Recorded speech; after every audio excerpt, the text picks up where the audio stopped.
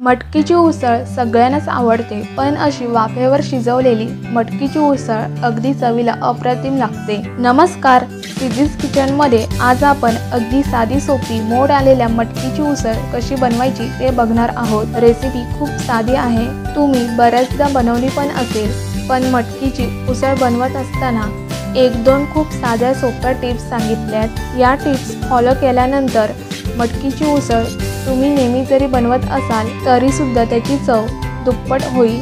तर पटकन व्हिडिओला सुरुवात करूया। तर उसळ बनवण्यासाठी कढईमध्ये 2 ते 3 चमचे तेल घेतलाय। तेल गरम झाले की त्यामध्ये आपल्याला अर्धा चमचा मोहरी घालायची। मोहरी चांगली फुलली की अर्धा चमचा जिरा घालू। त्यानंतर यामध्ये 7 ते 8 लसणाच्या पाकळ्या ठेचून घातल्या, सोबतच थोडासा कढीपत्ता घातला। आता याला मंद आचेवर साधारण लसूण तांबूस रंगावर येईपर्यंत परतून घेतलं। आणि आता सगळ्यात महत्त्वाचं, मटकीच्या उसळीला कांदा भरपूर घालायचा।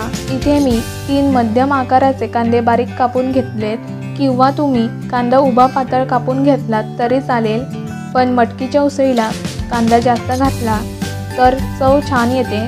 कांदा आपल्याला खूप जास्त नाही, हलक्या गुलाबी रंगावर परतवायचा आहे। जर आपण जास्त डार्क केला तर तो कचकच लागतो। कांदा परतून झाला, आता यामध्ये एक मध्यम आकाराचा टोमॅटो बारीक कापून घातला। टोमॅटो खूप जास्त मऊ होईपर्यंत परतायचा नाही।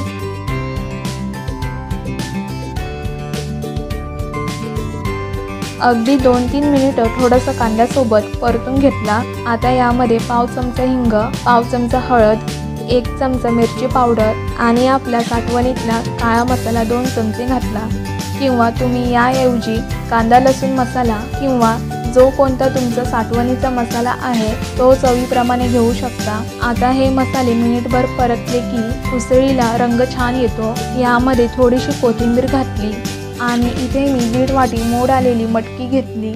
त्यासोबत 1.5 चमचा धने पावडर घालायची, चवीपुरतं मीठ घालायचं आणि याला मंद आचेवर 3 ते 4 मिनिटं चांगलं परतून घ्यायचं। मटकी आपण सुरुवातीला अशी चांगली या मसाल्यांसोबत परतून घेतली की मसाले सुद्धा छान त्यामध्येच मुरतात आणि मटकीला एक खमंग चव येते, त्यामुळे चांगली परतून घ्यायची।